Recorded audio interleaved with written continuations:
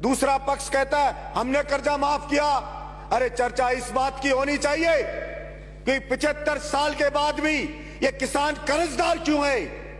कोई भीख नहीं मांग रहा आपसे कि उसको कर्जा के जरा सा माफ कर दिया, ऐसे दिखाया जाता है पता नहीं क्या कर दिया। सभापति महोदय, जब तक उसकी फसल का दाम नहीं मिलेगा तब तक उसकी स्थिति सुधर नहीं सकती। जब तक उसके खेत को पानी नहीं मिलेगा, उसे बिजली समय पर नहीं मिलेगी, उसे बीज खाद नहीं मिलेगा, तब तक अपन केवल सहानुभूति नहीं बटोर सकते कि हमने कर्जा जरा सा माफ कर दिया। ऊंट के मुंह में जी रहा है वो। सभापति महोदय, मैं कुछ आंकड़े रखना चाहता हूं सदन में। 1967 में आईएएस की सैलरी हुआ करती थी 250 रुपए, जो आज वो 3 से 3.5 लाख रुपया महीना हो गई है।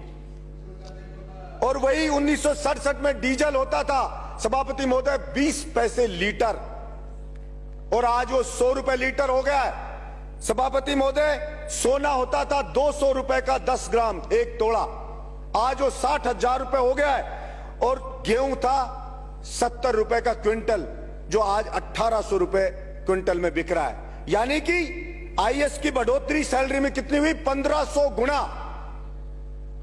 डीजल में बढ़ोतरी कितनी हो गई? 500 गुना। सोने में बढ़ोतरी कितनी होगी? 300 गुना। और किसान के गेहूं की फसल की कीमत कितनी बढ़ी? मात्र 25 गुना। अब कहां 1500 गुना और कहां 25 गुना। भला वो कैसे उसकी स्थिति सुधर सकती है?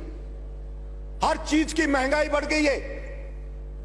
कृषि के उपकरण है, उनकी महंगाई बढ़ गई है, लेकिन उसकी फसल को नहीं खरीदती सरकारें। अब गेहूं पे 10% बढ़ाइए, 200 ये कह दिया कि 2110 रुपए। सभापति महोदय, हमारे मंत्री जी हैं, खुद किसान हैं, वो जानते हैं कि खर्चा गेहूं पे 1 बीघा का खर्चा किसान का आता है 1800 रुपया बीघा पे आता है। 18 जैसे एक जो क्विंटल पर 1800 और 18,000 रुपया 1 बीघा पे आता है। मात्र 10 क्विंटल के लगभग गेहूं पैदा होता है।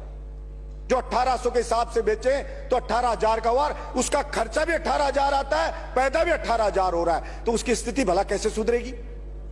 सरसों की फसल करो तो उसके ऊपर भी वही 11,000 के समथिंग खर्चा आ जाता है, और वो बिकती है तो वही 18,000 20,000, और कभी पाड़ा पड़ गया तो बर्बाद हो गया। गेहूं में अगर हवा चल गई, गिर गया गेहूं तो बर्बाद हो गया। तो भला वो किसान कैसे बेचारा उठ सकता है?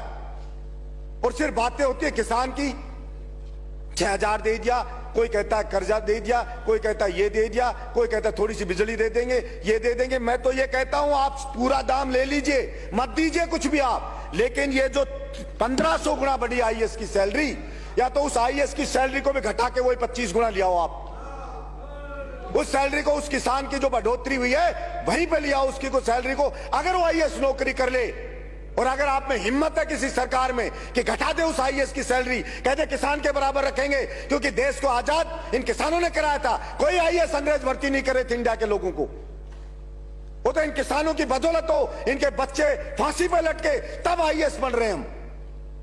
लेकिन पॉलिसी बनती है तो वही आईएएस राय देते हैं सरकार को कि बजट नहीं है, किसान को पैसा नहीं दे सकते, किसान की फसल को नहीं खरीद सकते। मैं कहता हूं एमएसपी 2110 रुपए गेहूं की क्यों हो?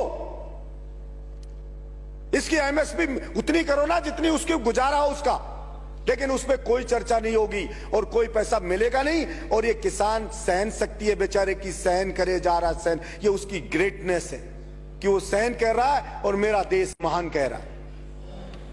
अब फौज में जाता था सभापति महोदय, उसका बेटा एक्सरसाइज करता था, फौज की भर्ती भी बंद कर दी है। पुलिस में जाता था सभापति महोदय, दौड़ भाग करता था, खेत में काम करता था, फिजिकल फिट होता है, मजबूत होता है, बहादुर होता है, दौड़ भाग करके पुलिस कांस्टेबल बन जाता था। कोई मिलिट्री में जाके, अब मिलिट्री का भी बंद, पुलिस कांस्टेबल में आईएएस जैसा पेपर पकड़ा देते हैं। उसकी फिजिकल फिटनेस को कोई देखते ही नहीं है।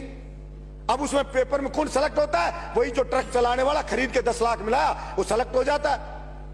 इसलिए सभापति महोदय, मैं आपके माध्यम से सरकार से गुजारिश करता हूं कि केवल किसान किसान बात करने से नहीं होगा। वास्तव में आज किसान को सबसे ज्यादा न्याय की जरूरत है, और उसके साथ हमें न्याय करना पड़ेगा। नहीं, वो किसान के बच्चे जो अंग्रेजों से लड़े थे, जिस दिन उसने ठान लिया उस दिन फिर आप सोचना क्या हाल होगा।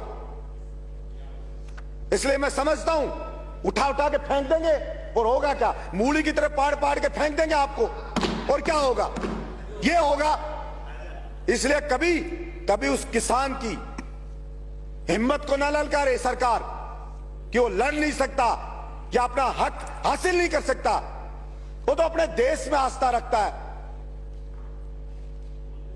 तो सहन करे जा रहा है। और ये सभापति महोदय, मैं बात करूंगा जैसे आवारा पशुओं की, ये एक बड़ा आंदोलन इन आवारा पशुओं के लिए भी होगा।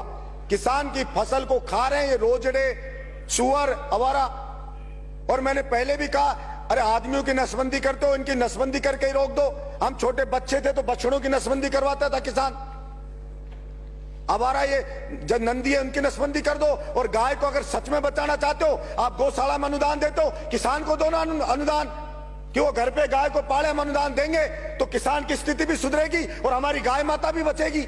लेकिन किसान को तो देना नहीं चाहते, क्योंकि सब जानते हैं अगर उसके पास, अगर उसकी रोटी पेट में आ गई, उसको थोड़ा जीने का मिल गया, तो सोचने लग जाएगा वो कि कौन क्या कर रहा है। वो आईएएस हजारों करोड़ रुपए खा रहे, फिर भी 1500 गुना सैलरी बढ़ा रहे हो। जाके देखो एक आईएएस बनता है तब क्या घर होता है उसका, और 5 साल बाद देखो उसके बच्चे मर्सिडीज में घूमते हैं, विदेश में पढ़ते हैं। क्या कभी सरकार ने पूछा है कि कहां से आ गया है पैसा?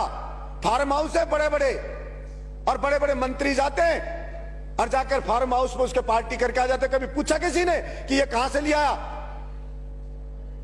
लेकिन कोई नहीं पूछा जाता।